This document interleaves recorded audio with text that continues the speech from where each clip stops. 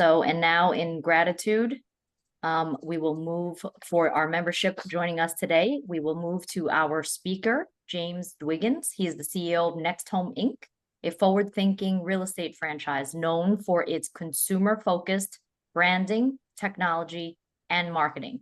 With a career in real estate franchising since 2006, James started at Realty World Northern California and Nevada as Director of Technology and Strategy, later becoming VP.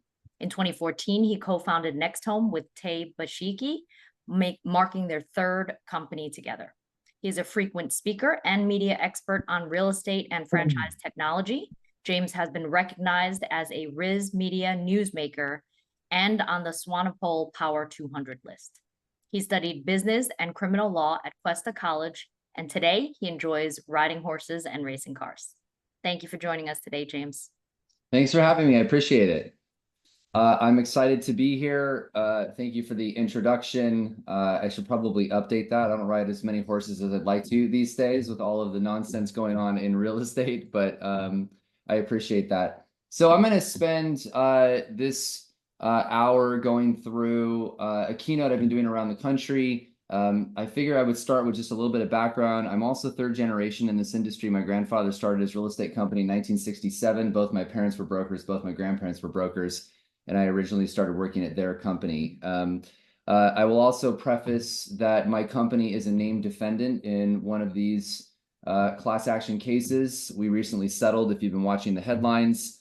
So a lot of the things I'm going to talk about today are very direct, straightforward with you, and from a perspective of a company that has gone through this litigation and has paid two law firms to analyze our industry and my organization to come up with ways to make sure we're not named in any additional cases. So I'm going to talk a lot about what I think is going to happen over the next 5 to 10 years in residential real estate, both from a technology perspective, both from a litigation perspective. I hate to say it, but I do feel like we're in the first inning of litigation. I don't think this is anywhere near close to being done. I'm going to show you a lot of things that are concerns from two of the biggest law firms in the United States that represent my firm, and things that we're doing as an industry today that need to stop in order for us to move forward with where this industry needs to be. So I'm going to go through a lot of things very quickly. Feel free to put questions inside the chat. I think we can look at that. If not, I'll take them at the end, and I'll kind of go through this somewhat quickly. Can I make sure that this is showing up? Can somebody give me a thumbs up? Yeah, okay, great, perfect. All right, so I'm going to go through sort of the next decade of what residential real estate will look like. We're going to cover a lot today, as I mentioned, both buyer agency, future legal risks, where I think the industry will move, new technology coming out, talk a little bit about AI and even augmented reality, which I think will be one of the most fascinating things that will happen in the business. I'm sure you already had this disclaimer, but I'm doing this for my own specific protection as well. Most importantly, the last thing here is when anybody does ask any questions, we obviously do not discuss fees or compensation amongst competitors. Want to make sure everybody understands that as we go through this presentation. First of all, let's talk about buyer agency. One of the biggest things you're going to see and have been seeing for some time is our industry getting absolutely crushed by the media with constant articles and information that we've all seen is just highly inaccurate. Things like this where professors are coming out saying that our industry is going to be extinct. There's no more need for real estate agents. I couldn't disagree with this more. In fact, I'm going to show you a lot of information and statistics to show you why that this professor needs to become educated on our industry more than they are particularly talking about. The first thing to pay attention to about our industry today is if you go back right now in time, in 1960, dual income households in the United States were at 30%.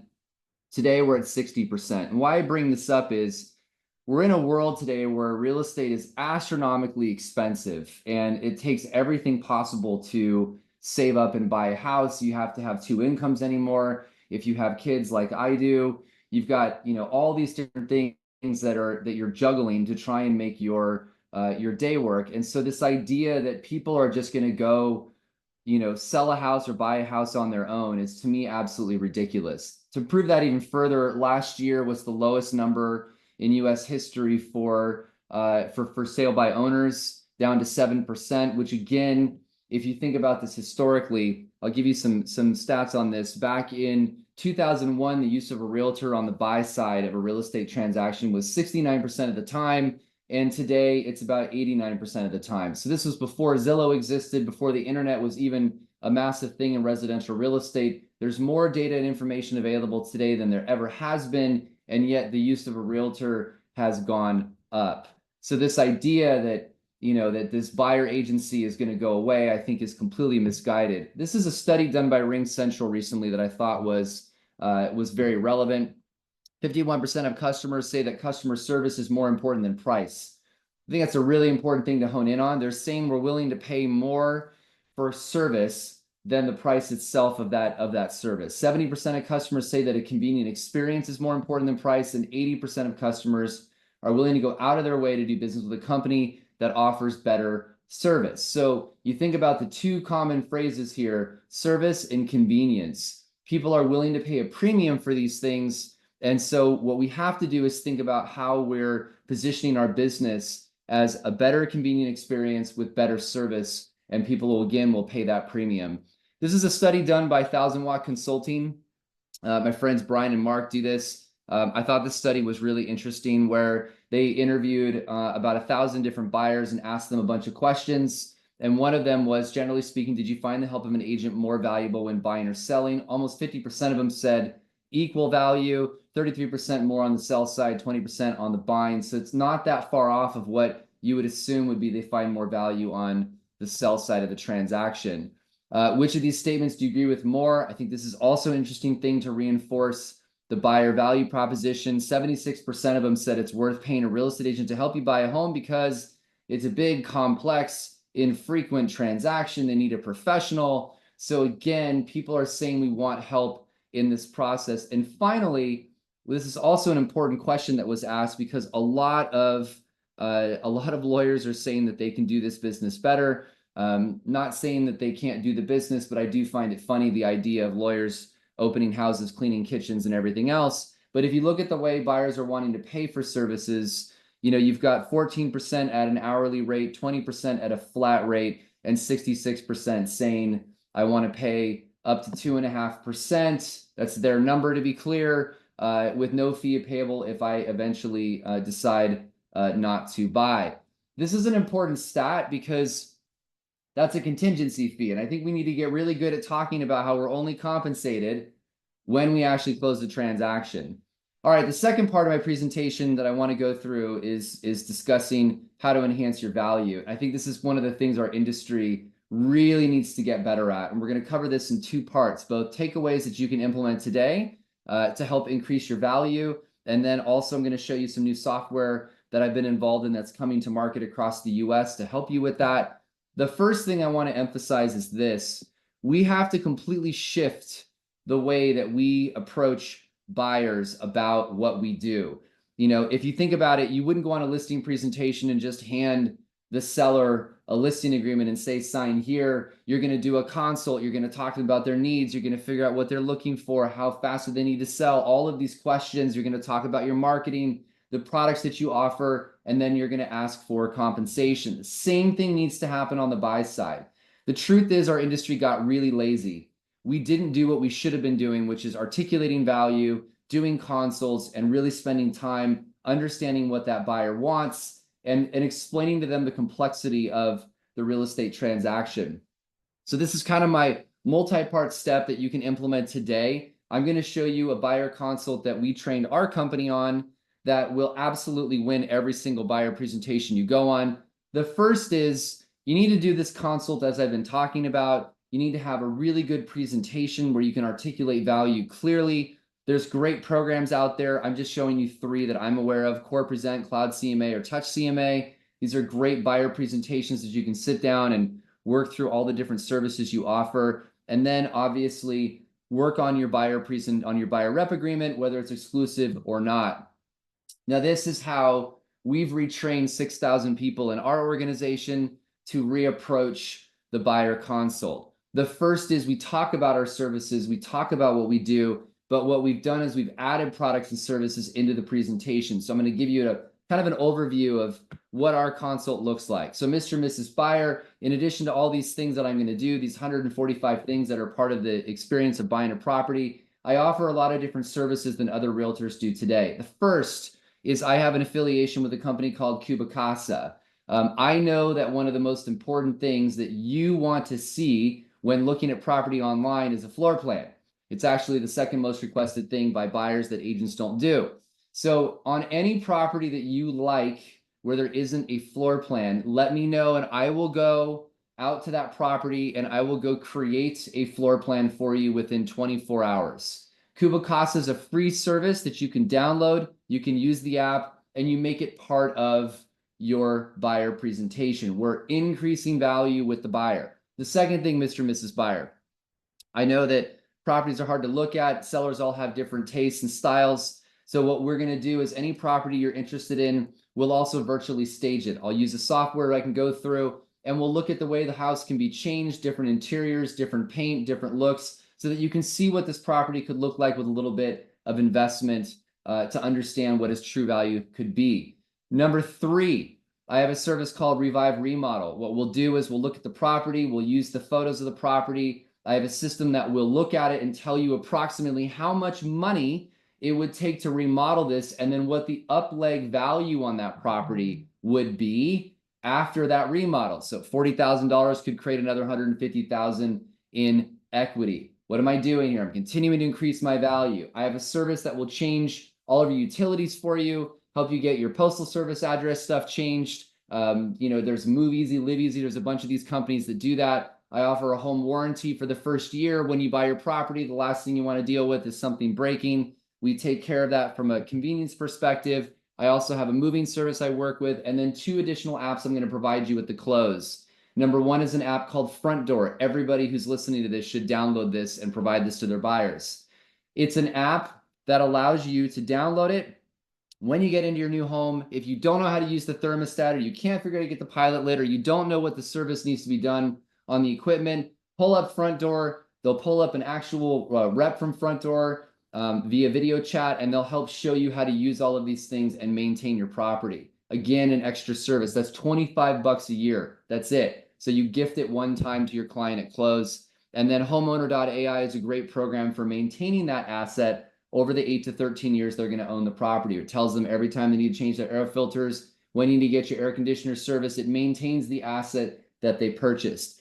That is an example of how we have changed our presentation to buyers to increase our value, articulate that value, and justify the compensation that we charge. The second/third thing I would encourage you to think about is offering different levels of service. And this is a little controversial, but I will tell you this, why I'm showing this to you, this is my approach, is our standard offering and our premium offering. As you go back in the studies I just showed you today, people are willing to pay a premium for convenience and service. I think there's a tremendous opportunity out there to create a platinum service where you charge more than what you do today, but you're taking care of everything, packing the house, unpacking the house, every detail about that property from the moment that they want to buy and move in. You're doing this entire concierge service of providing everything to them. There are tons of people who would pay a premium to have all of that handled for them and get rid of the stress. I think we're missing a significant opportunity there to create partnerships, monetize that, and create different levels of service for your clients. So I'd really strongly encourage you to think about how you're approaching your business. Obviously, you all know that an investor who's bought a bunch of properties with you is going to need a lot less service than somebody who's a first-time home buyer. So I think it's fair to think about how you adjust that based upon today's market. All right. With that being said, I'm going to go deep into a new product that's coming out across the United States. This is a product that I've been involved in, and candidly, a lot of brokerages, franchisors, MLSs, and associations are investors in it. You're going to see how we're going to completely shift the way we articulate value to consumers. The first thing I want to talk about is this, probably the study that you're going to hate the most. Usually, and when I'm doing presentations, this gets everybody all upset. This survey was done earlier this year with the Wave Group, where they asked buyers a lot of questions, but one of them was how much time you think your agent spends helping you buy a house. And I think this is incredibly eye-opening for the industry, where basically 50% of them think that you spend less than 15 hours to help them buy a property. We all know that that's not accurate. The actual amount of time, as I'm going to show you in a minute, the average agent will spend around 87 hours helping a buyer buy a home. But the problem here is perception versus reality. And until we fix this, we're going to have a serious issue with getting buyers to find value in what we do and pay us what we think we're worth. This is an incredibly important number that I've been taking around the country to help people understand how clearly this problem is amongst our industry. You know, you couple that with the fact that there's constant bad headlines that's out there about our business, talking about the settlement, talking about who we are as an industry. We're doing a really crappy job as an industry combating this. I've been very vocal about the fact that we should have had a much more concerted effort across the US to battle all of these bad headlines. But here's where we are today. That's now coupled with the fact there's a lot of companies out there who are capitalizing on those headlines to basically say that you aren't needed. Companies like RE Alpha, no fees, just keys, the world's first commission-free AI home buying platform, or Shay, again, you know, buy a home without a realtor, save thousands of dollars. These things are popping up all over the place. Or Homa, again, another new product out there that's basically saying that you don't provide any value and we can do all of this and save a lot of money. And then what we're seeing now, unfortunately, is the beginning of this commission pressure that I've been talking about for about 2 years now, which is buy-side compensation is going to be coming down. We're seeing numbers as already as high as 50 basis points. I think you're going to see this change quite a bit. Now, I want to be clear as I go through this. I think good agents will charge more, and I think agents who haven't been in the business as long will charge less because they don't have the confidence to do it. So you're going to see this sort of change quite a bit between the experienced people and the inexperienced. So you'll see rates come down more for inexperienced or new agents, and I think you'll see rates go slightly up for more experienced agents who have been in the business and know how to articulate value. But you're going to see this gap increase amongst the industry. What you're looking at, and this leads into Raise, this company that I've been involved in, is the actual sort of look of a typical real estate transaction on the buy side across the US. This is what a typical transaction looks like. And the thing that's interesting about this, in my opinion, is you're going to continually hear buyers say, well, I can find the house and I just need the agent to write the contract. What they don't understand is, you know, finding a home is really only 5% of the process. And as you look at it this way, you can really see how detailed the real estate transaction is. And then these 4 points here is one of the things I really want to hone you in on.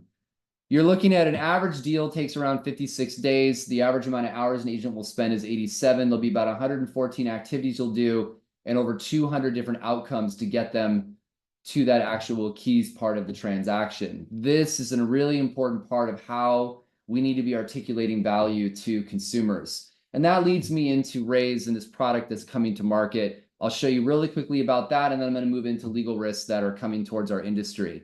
The problems that we're facing on a go-forward basis is people don't know what we do. They just simply don't understand it. They think that they can just find a house online and they don't need you for that. And then the biggest problem we're going to face now as a business is, why should I pay you that much? If you cannot articulate your value clearly, your compensation rate will come down. It's as simple as that. Again, good agents that can might be able to charge more in this new world, but as a whole, you're going to see rates come down across the business. What Raise does is we fix what we call the disconnect. So your expertise make everything look effortless, and Raise makes those efforts appear. What we're doing is we're going to show the buyer every single thing that you're doing so they can see how much work is involved, both before the transaction, during the transaction, when writing the offer, even at the closing, when you're getting paid, you're reinforcing your value along the way.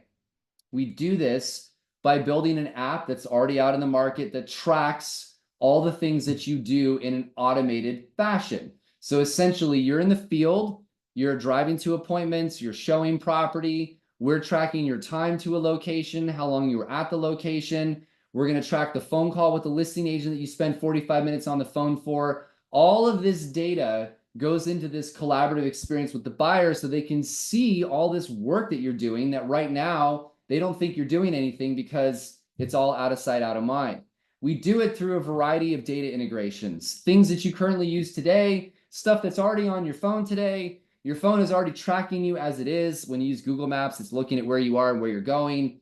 It's the same context, except we've built a system around real estate and how to create this experience to show the buyer everything that you're doing through different integrations, which makes the system automated so you're not having to touch it.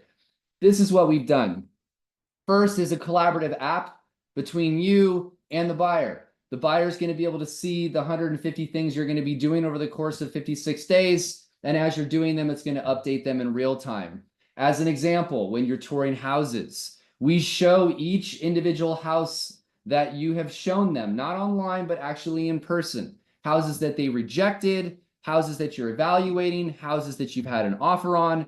We're going to show them what's coming next in the process so they can see this is where we are, this is where we're going. And as those things are occurring, it's updating them in real time, which lowers their anxiety. And then this right here is the key to this whole product. It continually, on a cumulative basis, shows the consumer everything that you've done over the past, and they can see how much work is involved in what you've been doing with them over that time. So it's cumulative in this process. It continually reinforces the value in every step of the transaction.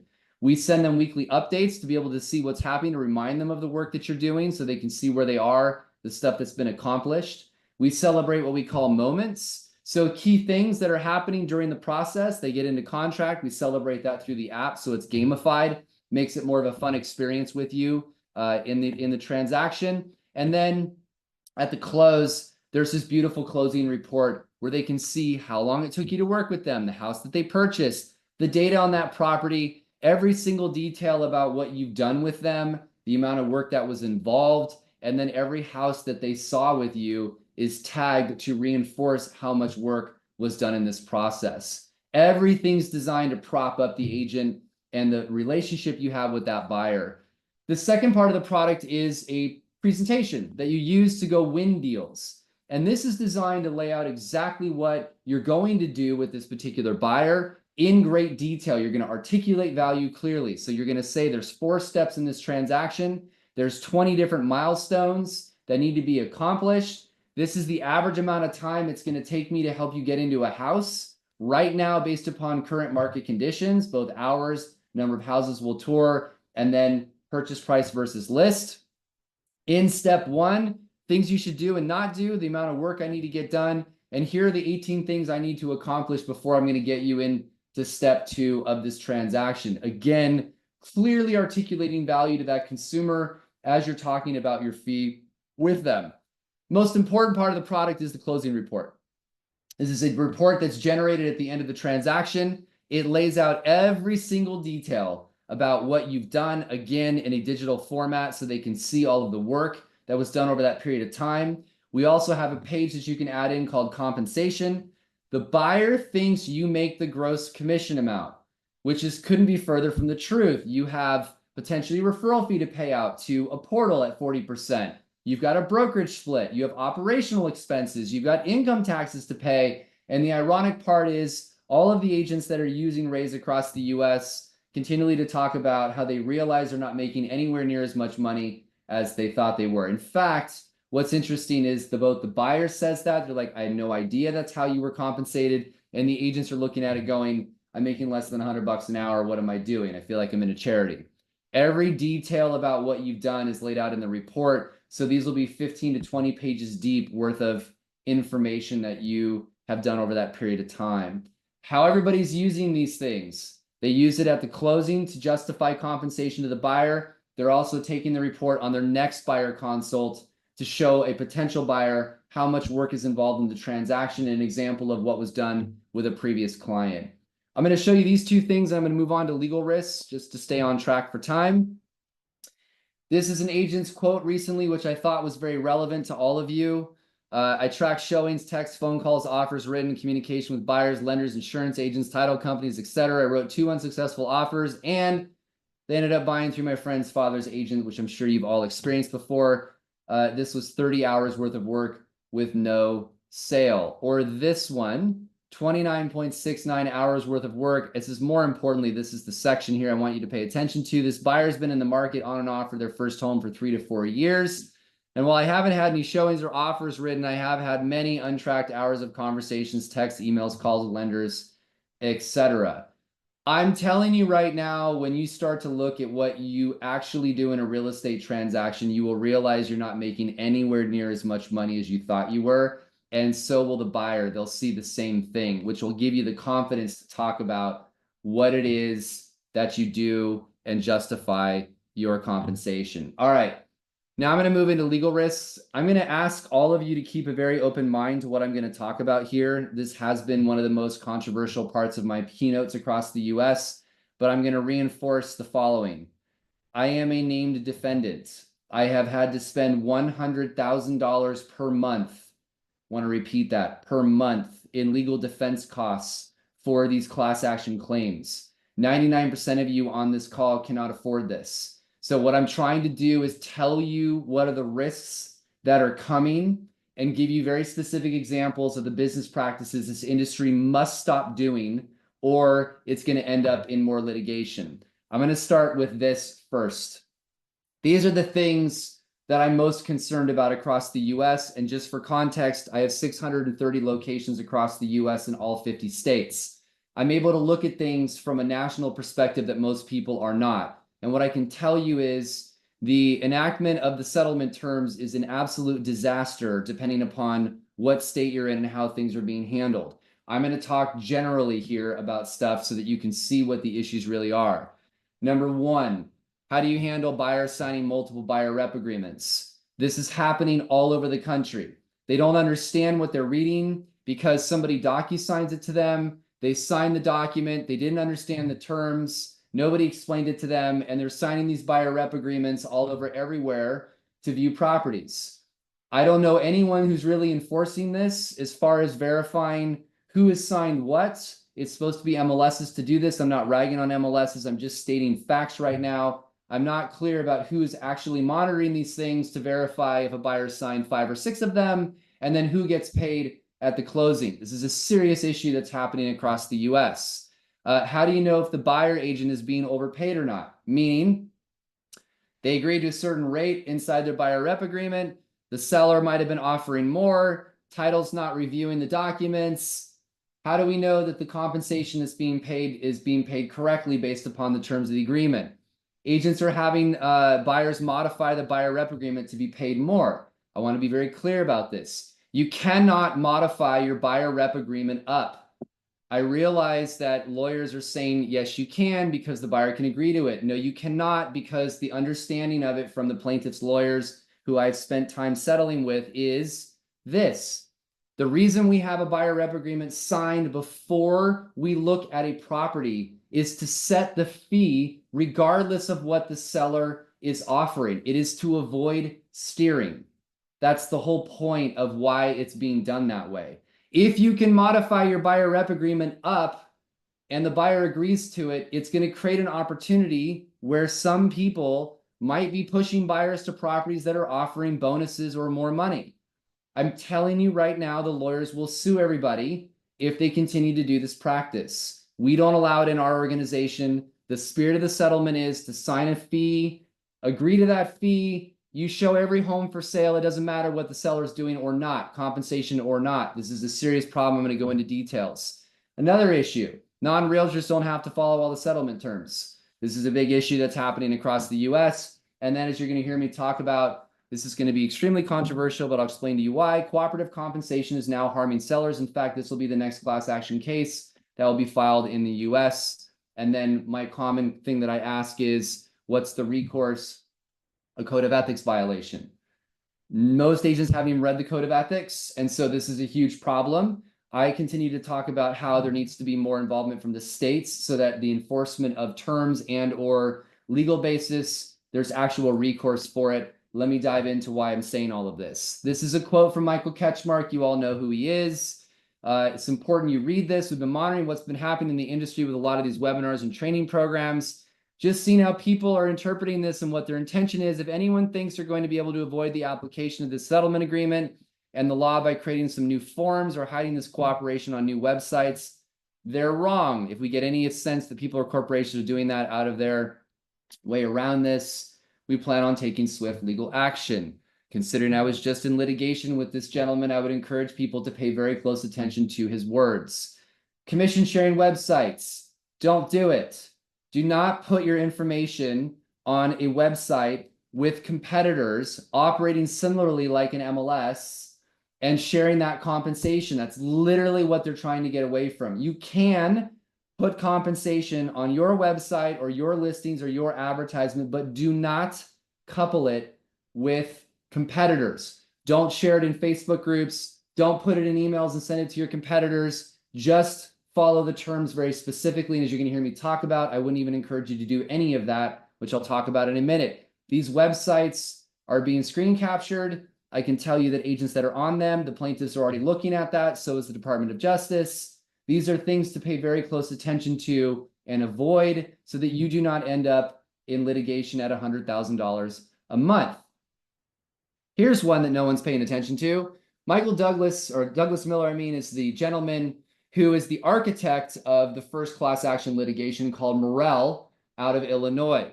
He's the one who worked with Robbie Braun, who I also settled with at Cohen Milstein, which is the largest antitrust firm in the United States. Forms committees composed of competitors who design fee agreements that result in higher buyer brokerage fees are likely to be the target of future litigation. Anyone who uses the work product of those committees is likely to face similar threats, not unlike the Morrell and Sitzer cases. I don't know how to put this any clearer to everyone in the industry, but that's a legal threat. That's basically saying if you do any practice to prop up compensation, which they view cooperative compensation, and competitors creating forums or competitors creating rules that prop up compensation, they will take swift legal action. I can tell you right now, their plan is to build enough people in a class to continue these lawsuits.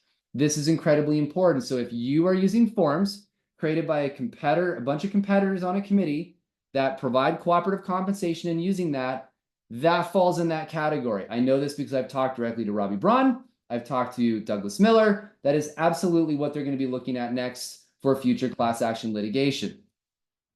Let me go down a little bit further with this. The future of where the industry is going to end up, and again, I know this is going to be hard to hear for a lot of people, is you're going to see things separate completely. The listing agreement needs to be your fee as a listing agent, and that is it. The services you offer, the fee you're going to charge, the end. The buyer rep agreement is the services you offer to the buyer, the fee you charge, and every single thing just goes into the offer. It's simply this: my fee as a listing agent, my fee as a buyer's agent, whatever I need to close the deal goes into the offer. The listing agent can respond, counter, accept. Everything becomes a negotiation. The longer that we are continuing to do cooperative compensation, which I'm going to show you the exact class action that's going to occur, it's going to cause way more litigation and more problems. The future is what we call this consumer-centric model of separating these things out completely. Why this needs to be done even further, this is how we've implemented it across our company. By the way, what you're looking at is the same as me, EXP, Real, Baird & Warner, the list goes on and on. Many of our large companies, we no longer share compensation, aren't going to touch it. We're never going to do it anymore. There's no collecting money from the seller and then sharing compensation with the buyer broker. The reason is that creates conspiracy, that props up compensation, which I'm going to show you in a minute. That increases your liability. What all of us are now doing is one of two ways. We will not do any type of cooperative compensation. If the seller wants to offer compensation to the buyer brokerage, go for it. They can absolutely do it. They can state a number. The difference is the seller will pay the listing broker their fee. The seller will pay the buyer brokerage their fee. There's no collecting and remitting of money any further. The other way to do it is a concession, which you're familiar with. The seller can offer a concession to the buyer, and the buyer can pay the buyer brokerage fee out of closing costs. That is a way to remove all liability. This is going to get everybody sued, which is why most of the big companies no longer do it. This is why we're moving this way. It allows the same path without causing any further liability. I would strongly encourage you to pay attention to this. There's a reason why more and more big brokerages are no longer sharing compensation. Now I'm going to show you what the reason is. First, it serves zero benefit. It's going to cause more antitrust litigation. Everyone's talking about antitrust litigation being around CCP. Couldn't be further from the truth. This is one of the reasons why this is the next class. I'm going to walk you through this and let you marinate on this for a second, and then I'm going to continue. What changed on August 17th is you now have to sign a buyer rep agreement with the buyer before you show any properties. So you're agreeing to a fee before you look at any property that's out there. The problem now is cooperative compensation is harming sellers. The reason is you do not know as a listing agent what the buyer agent and the buyer agreed to as compensation when they are reaching out or asking you for help in paying them. You don't know. You don't know what that fee was. And what you do know, and every person on here knows, is that fee is going to vary by agent and brokerage, meaning 5 different agents will charge different rates based upon their value, what they agreed to the buyer, with the buyer, etc. If you are collecting a fee and you are advertising that fee to the buyer brokerage in advance of an offer, you are potentially screwing your seller, because again, if the buyer agent agreed to a fee that was lower than what you're advertising, the difference is now potential damages to the seller. I want everybody to chew on that for a second. That amount of money becomes the difference between what they were going to get paid, what you're now offering, which they're going to request as a concession to the buyer, which your seller will agree to, and you potentially harm the seller in the process. The only way to avoid this is to simply ask the buyer to request whatever they need in the offer. Let them show their cards first so that you can see what's needed and then negotiate from there. The class will look like this. They're going to wait 24 months. They're going to look at all the companies doing cooperative compensation. They're going to name them in a class. The seller on those side where the agent required them to do cooperative compensation is going to be part of the class. They're going to get a copy of the buyer rep agreement on the other side. They're going to look at what the buyer agent should have been paid and what the buyer received in concessions. Based upon you offering too much money in advance, the difference becomes the damages. The case becomes bigger than Burnett Sitzer. That's where this is heading when we continue to do commission sharing in its current form. Again, why most brokerages, big companies are moving away from it is because of that. The second reason why cooperative compensation is just going to go away is it's simply math. If anyone is competing against EXP or even us right now, we are only charging the fee we charge the seller. If you come in for the same listing presentation and you're charging your fee and you're adding an additional amount on top for the buyer's agent, all the seller sees is you're charging double or some amount larger than us. And they're going to go, why am I paying more? And you're going to lose that listing appointment. Cooperative compensation's done. It's simply a matter of when everybody wants to get to the reality of it and wants to remove their legal liability with this practice. All right, I know that was controversial. I'm going to show you some data to back this up, and then I'll keep moving here. This is a company in Southern California. This is all historical data, so you have context to it. I'm going to show you 6 different transactions and how these things occurred. He approached it as this. Every one of his sellers, he said, we're not going to offer any cooperative compensation in advance of an offer. Instead, we're going to tell the buyer's agent, we're willing to entertain any and all requests. Just put whatever you need in the offer and we'll negotiate from there. He's forcing the buyer's agent to show their hand on what they need to make a deal come together. Here are 6 sales that occurred. Again, a historical data just for everybody to have context to this. Sale number 1, there were 12 offers received from different companies. The compensation requests was ranging from 2 to 3%. The seller paid 2.5% that was requested on one of the offers. Notice the variables here. Compensation as low as 2, as high as 3. The seller paid 2.5. Sale 2, 13 offers received. Range was 0 to 2.5. The lack of compensation on that particular offer gave a $40,000 difference, which the seller accepted. Had the listing agent done cooperative compensation, it would have damaged the seller in this particular example because somebody came in saying, we don't need anything. I'll take care of it on my side, which made the deal come together. Sale 3, 1 offer received. Compensation requested was 2.5. That's what was paid. Sale 4 again. Notice the variable in the rates coming across from buyer's agents. Notice the seller paid a higher amount. Obviously, deal terms make that important in the process. Sale 5, again, 4 offers, different variance and range. Again, low numbers and high numbers. Again, terms of the offer were more important to the seller. And same thing here. 2 points I want to make. 1, fees are obviously variable. They're coming in all over the place. 2, doesn't mean the lowest fee is going to get the deal done. In this particular example, it certainly did. In this particular example, had cooperative compensation occurred, the seller would have been harmed in this particular process. This is an example of why cooperative compensation has to stop. It's going to cause problems for you. It's also a math equation, and it's better for the seller long term. All right, last 2 comments. I'm going to continue with this and move into some other stuff. So fiduciary. Number 1, it's just really basic. You don't need to call a seller's agent and ask them if they're offering compensation. It doesn't matter. It means nothing. All you're doing is representing the buyer. You and the buyer agreed to a fee in the buyer rep agreement. If the buyer can't pay it, you want to ask them that, and you're going to have that conversation in advance. Are you wanting me to request my fee to be paid by the seller in all of the offers? Yes, I do. Great. Then we're going to look at every home for sale. It doesn't matter what the seller's doing. We're going to put the terms together that will make the deal happen. We're going to put in the offer and negotiate from there. The end. There's no steering. There's no issues. It doesn't matter. Don't call the seller. Don't ask the listing agent. Doesn't mean anything. Same thing on the sell side. Mr. and Mrs. Seller, what we want to do is simply state, we're going to ask everybody to put a request in the offer. We want them to tell us what they need. We're going to negotiate from there. We're going to make this so it's easy. We're going to try and save you money, but we're going to work through the process. And Mr. and Mrs. Seller, I want you to understand that real estate is very expensive. Most buyers are likely not going to be able to afford to pay their agent. You need to understand that it's going to become a deal term. We'll work through it when we get the offers in the process. Clear separation, easy to do, no issues on steering.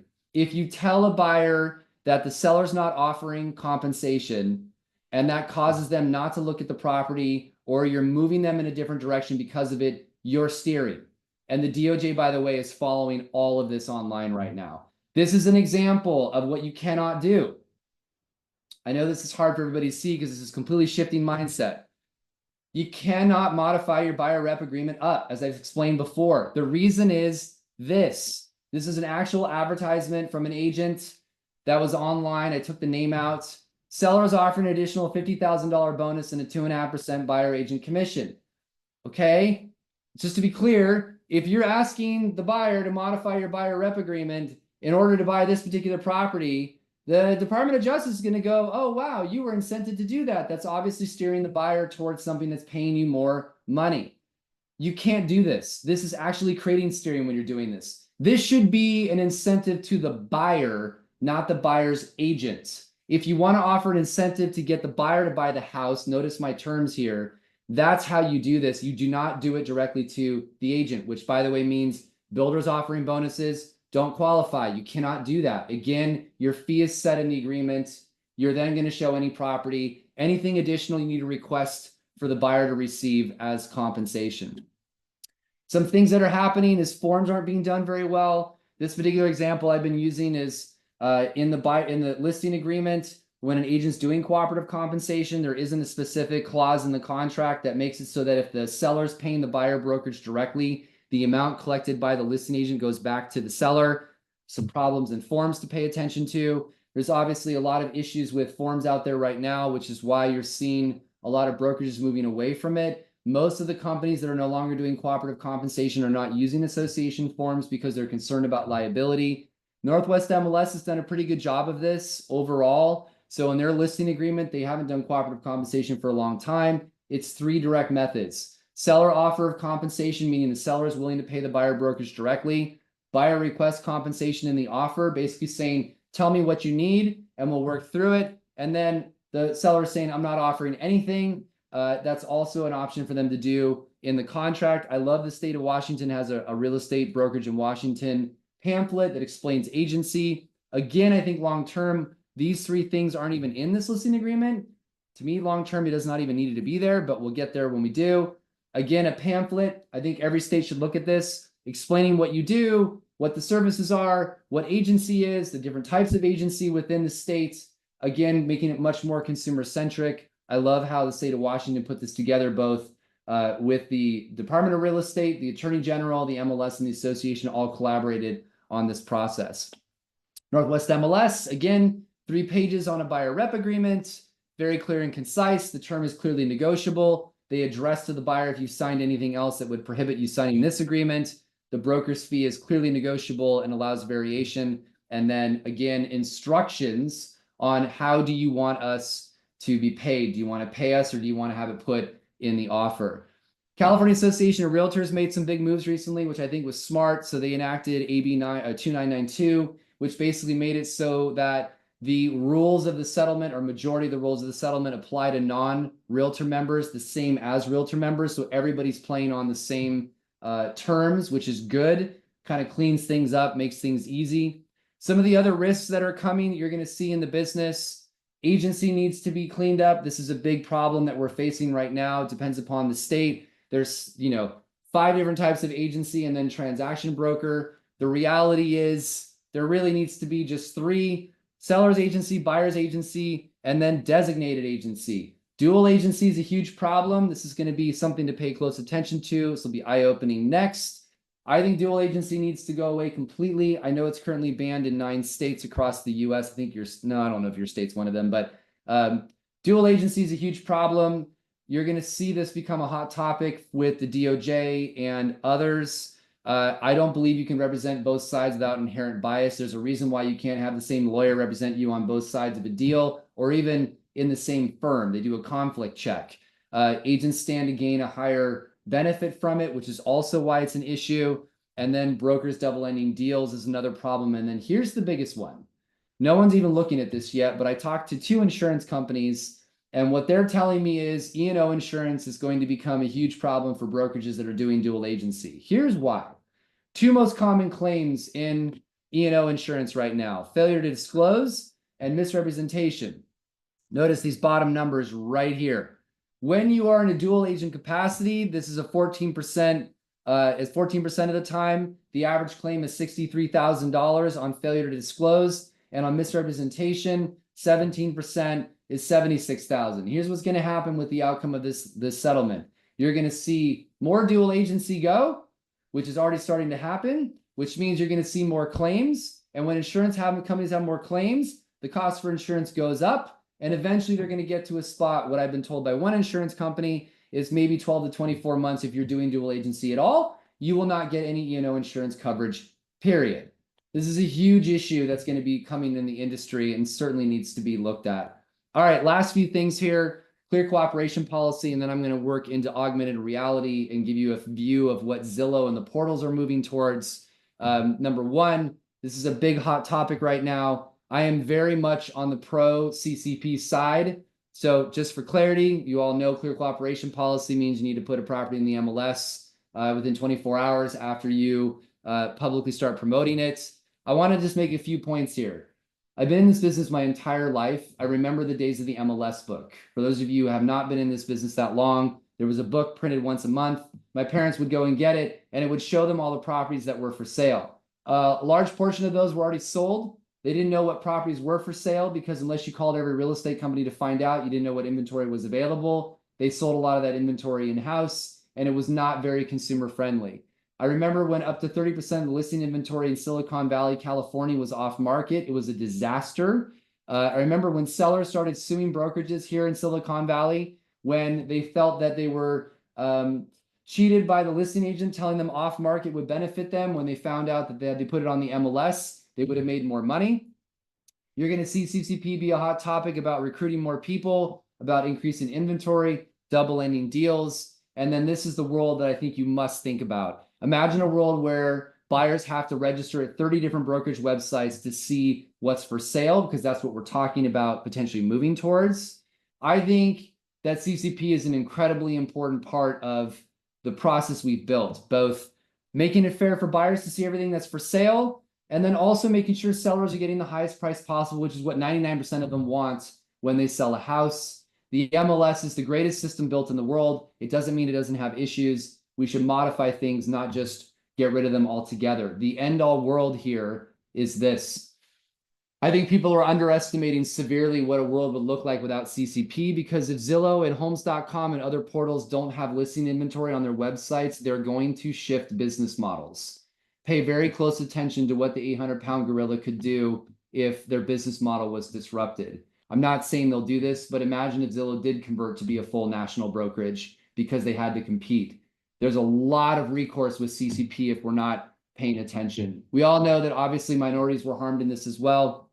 In this process, we certainly need to come up with some ways to make sure that buyer agents or buyers can finance compensation. All right, with that, I'm going to wrap up here. I'm going to show you where the world's going. This is the big fight going on between the portals today. You're going to see this world move over the next 10 to 20 years. Could be less time depending upon how fast they go with this. And augmented reality is going to be our future. For those of you who saw the announcement, Mark Zuckerberg came out with these new Google glasses that look really dorky, but the technology is really amazing. You've really got 4 players in the space that are vying for this augmented reality world. You've got Meta, obviously, that's coming out. Google's got stuff. I said Google, I meant Meta when I said Mark. Meta's coming out with these glasses. You've got Google that's looking at it. You've got Apple with its Vision Pro, Homes.com, and Zillow. These are the players that are trying to change the landscape of the future. Zillow's come out with Showing Time, which is their new rich media content, the ability to get immersive in specific properties. This is a service that's available now where you can have a full detailed home view, walk through the house. You can use Apple Vision Pro to do it. This is an example of what it looks like. I think this is coming across. So it gives the ability for a buyer to get immersive. You've seen this kind of with Matterport, but think much more immersive in the process where you're playing with things in the headset, moving through different rooms. Imagine a world where these pillows will tell you you can buy those at Bloomingdale's. Augmented reality is going to be part of our future. Secondly, you've got Matterport, which was just purchased by Homes.com. Andy Florence runs CoStar and Homes.com as well as Apartments.com. I think he spent around $1.9 billion buying Matterport to create a rich media experience. I actually just spent about 2 hours with the CEO of Matterport talking about the future. Ironically, my predictions, he told me, were very accurate on where they're going. And I want to give you an overview of what this world will look like, and we'll end here.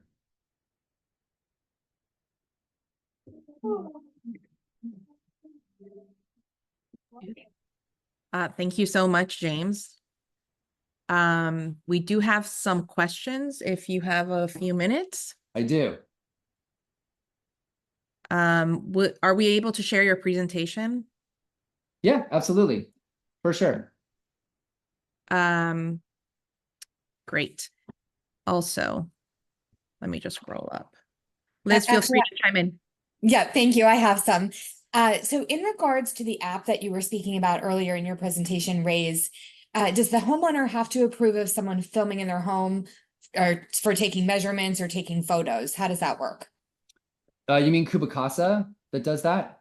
Oh, possibly, yes. Yes, Kubicasa. Yes, of course you would need to get permission to do that, obviously. But you talk to the listing agent and just verify you're creating a floor plan for them to look at, and then just go through that process. Yeah. Great.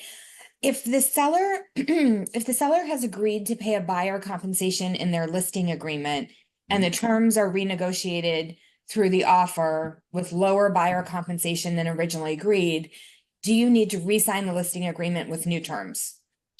Yeah, so this is this is exactly why you want to watch what you're doing with cooperative compensation. So the answer is yes, you want to obviously readjust things down if you're doing it. My point was to stop doing that practice in general, but you can modify, just for two comments here. You can modify your buyer rep agreement down so everybody hears that. Obviously, we do that a lot to make deals come together.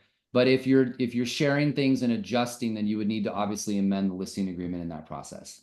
Yes. Okay. And then somebody else had commented, I thought that we were not supposed to speak about commission splits with anyone but our broker. And you had suggested that we would include it in the closing report. The split didn't actually state that. It said confidential. If you looked at it, it didn't actually lay out the actual split on the closing report.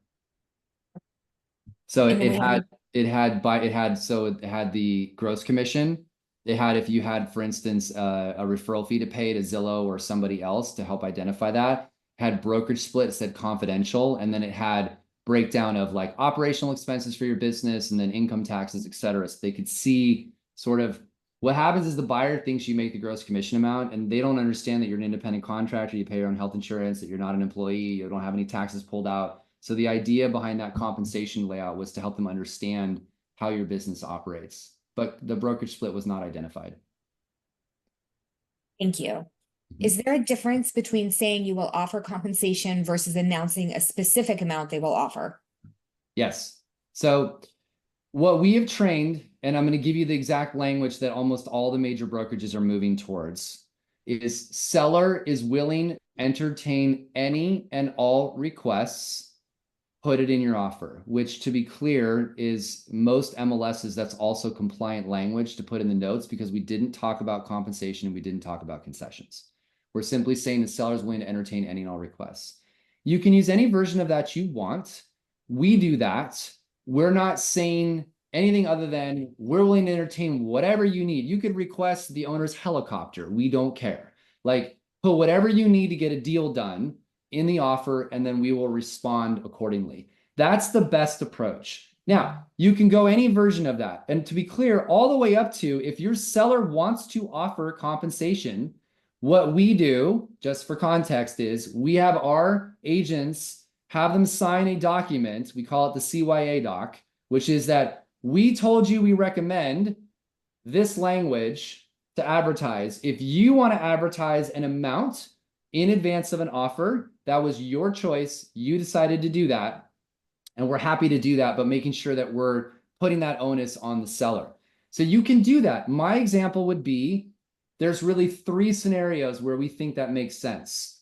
A buyer's market, maybe, I'll argue that a little bit. Probate, divorce. Like, you're wanting to incentivize things to happen. I would argue all of that needs to be an incentive to the buyer, because if you're following what I said, the amount of money that the agent's going to be paid on the buy side is what they agreed to in their buyer rep agreement. So to me, you're incentivizing the buyer to buy the house, which is, my opinion, would be a concession of X amount or whatever you want to do to the buyer to get them to look at buying that property over another. So just for context, that's the language we use. You can do anything up to it. But as I mentioned, naming some of the other companies, none of us do cooperative compensation anymore. Never will, won't touch it. We require everyone to adjust to that. So if you are doing cooperative compensation, for example, we're going to request in the offer that the seller pay the buyer brokerage directly. You'll have to modify your listing agreement down to the amount that you're being paid. That's how all the big companies are moving towards, which is why I keep saying everyone's going to end up doing it this way, because that's the direction people are going. Okay, I know you have a hard stop, so we have a few questions that went unanswered that we'll try to follow up with, but I just wanted to leave you with one statement that someone made, and they said, amen, CCP should be a requirement for all transactions. So just wanted to leave you with that last statement. No, I appreciate that. Look, I've been extremely vocal about this because I have a historical context that most people do not. In that I remember, I cannot emphasize this enough, and I'll leave you with this. When 30% of the inventory in Northern California was off market, here was what was happening. The companies that were doing it were saying, we have inventory, but it's only available inside of our company. If you want to see it, you need to come work here. It was only available on that company's particular website, or they were then advertising at a certain period of time publicly after. They were trying to generate all these leads inside the organization. It created a marketplace where sellers were being screwed and buyers didn't know what was for sale. We as an industry, I'm doing this presentation a little bit as well. We as an industry need to decide, are we pro-consumer or are we pro-capitalism? Meaning we're just going to do whatever we can to make as much money as possible and screw everybody else, or are we actually paying attention to what the customer wants? This system we've developed is the best in the world. 2 weeks ago in Milan, there was an international MLS forum trying to figure out how to create the system we did across the rest of the world. It's not perfect, but it works pretty damn well. And so if we want to be pro-consumer, then we have to put buyers and sellers' needs first at all times. And that to me is a system where the seller is benefiting from mass exposure And the buyer is benefiting from being able to see any property for sale on any realtor's website, any brokerage website, any MLS, or any portal. That's what we've created. If we go backwards, I think the domino effect of that will be quite severe for the industry. I hope I'm wrong. So. Okay, well, thank you so much for your time and your presentation. Just to clarify, will it be okay if we share these slides? You are with our welcome members? to. I've Great. given it out to I'll every take a blast. association I'm doing this with. The more we can educate everybody, the better our industry will be. So feel free to distribute. So I hope everybody enjoyed Fantastic. it. And thanks for having me today. Thank you very much, James. You're welcome. Talk to you soon. Thank you. And for the members who are still on, just a reminder that Member Day in person is still scheduled for October 28th. If you haven't registered for the RPAC luncheon, please do. And we'll see you on October 28th, where we will have additional programming to empower your business. Any other questions about Member Day or anything? Are there more questions, Liz, or was it just somebody had asked where how to get the presentation, and we'll go ahead and put that. Sorry, go ahead. No, you go ahead. Oh, I was just gonna say we can put it in the member portal, so you can access the slides and all the details there. And that's all. All right. Thank you, everyone. Have a great day.